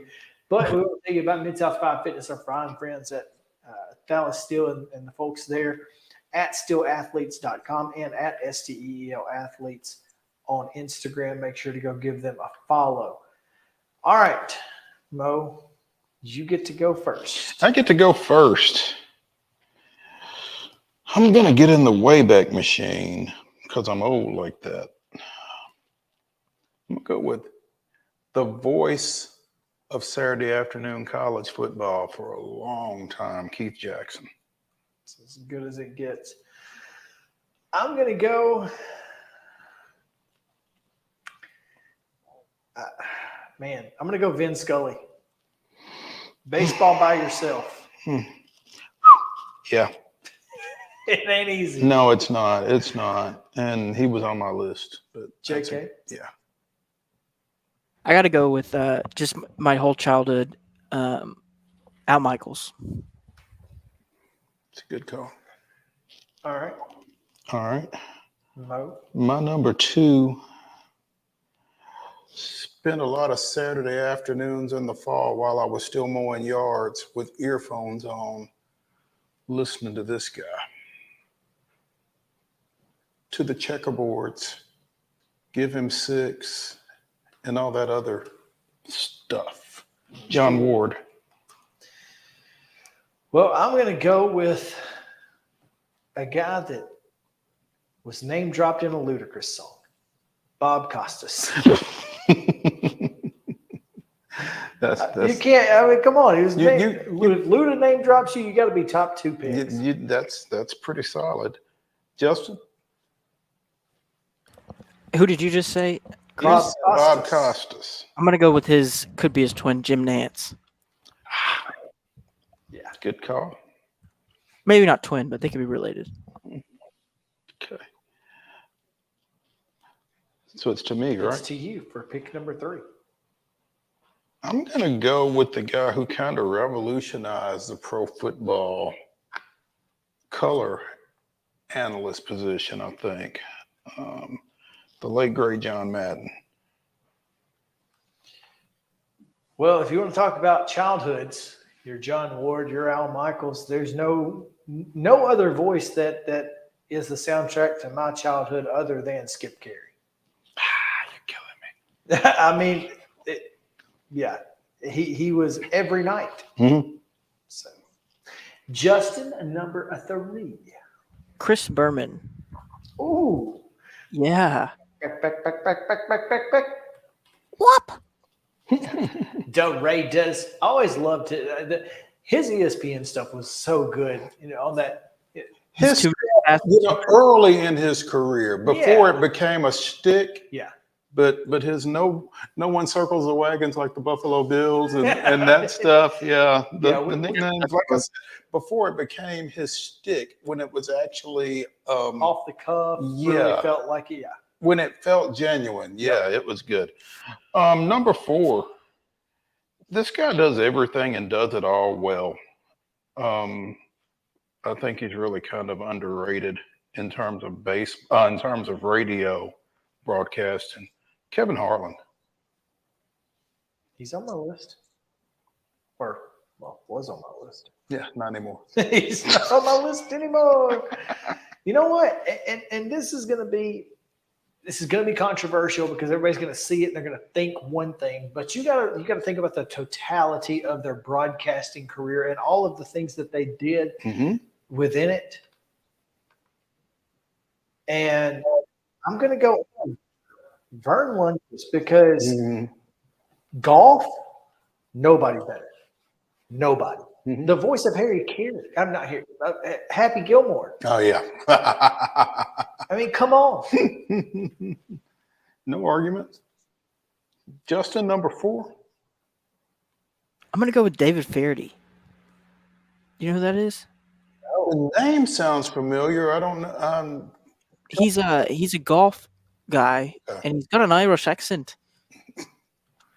Nice. Better than that. But is it Feheret like Flaherty? Kind of, yeah. I'll shoot you the spelling. Flaherty.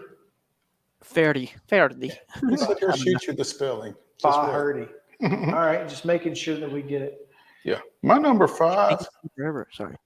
I don't watch a lot of NBA, but I think Mike Breen does a really good job. I think he's another guy who's just kind of understated.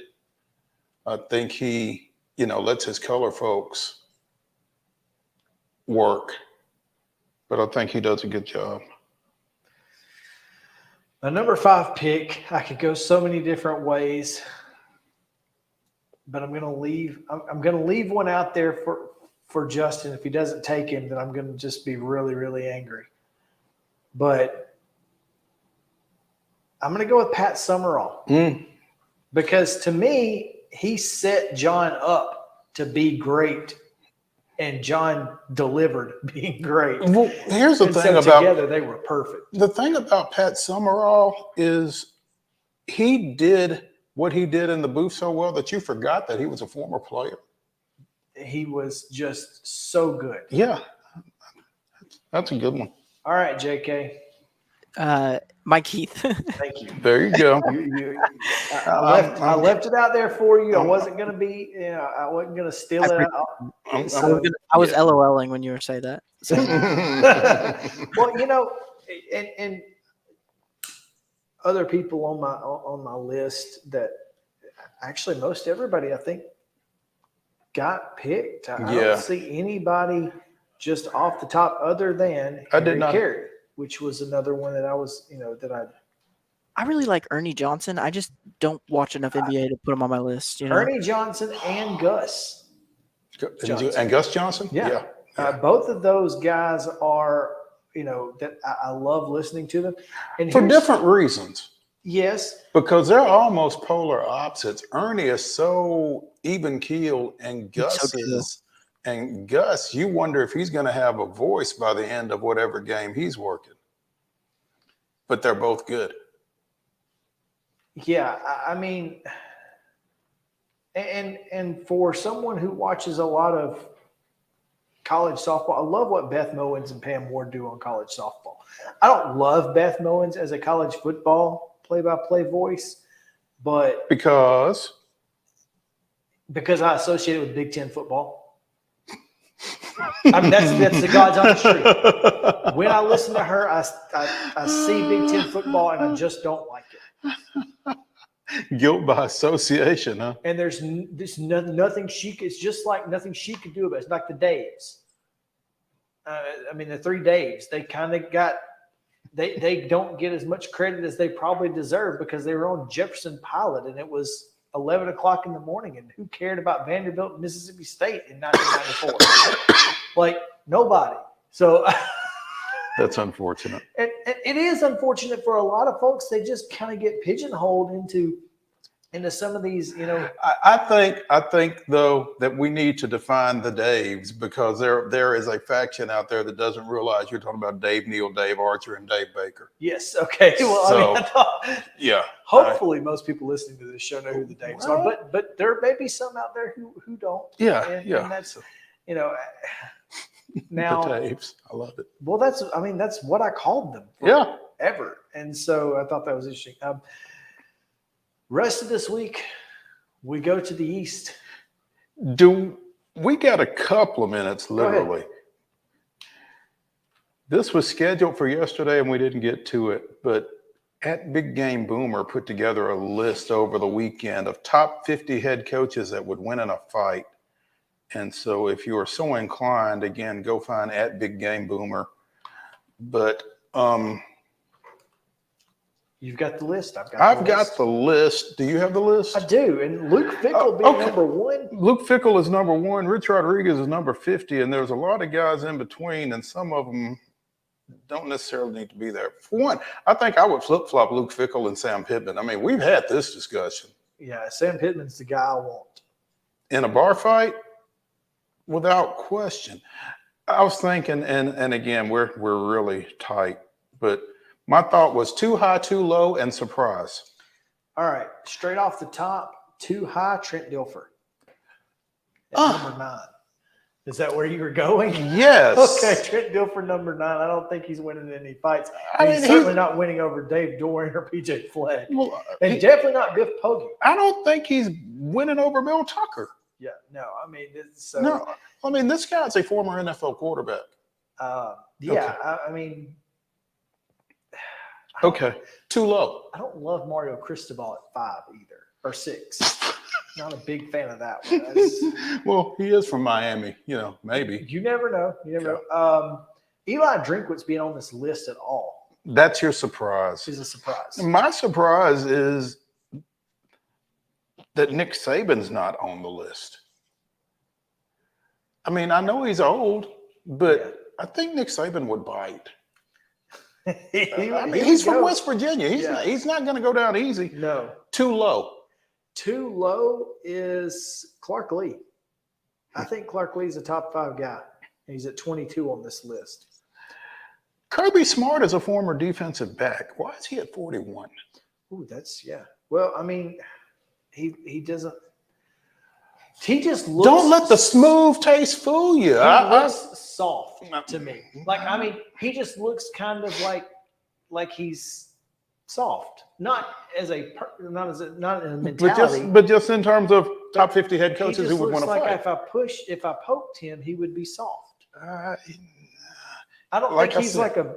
and Josh Heupel, the same thing. Like, I don't know, Josh. I don't know. I don't think putting Butch Jones and Josh Heupel back to back. By the way, that guy. I just don't think that I would put Kirby Smart behind Josh Heupel, Butch Jones, Jerry Kill, Mark Stoops, Brady Hoke. Yeah, no. Eli Drinkwitz. He definitely should have been above all of them. And Jim McElwain, and maybe even Rick Stockstill, who, by the way, is on the list at 30. So let's give him a hand. Let's give him a hand. Yeah, you got to baby. watch those MTSU guys, man. All right, we'll come back tomorrow. Appreciate you guys hanging out with us. We'll see you then.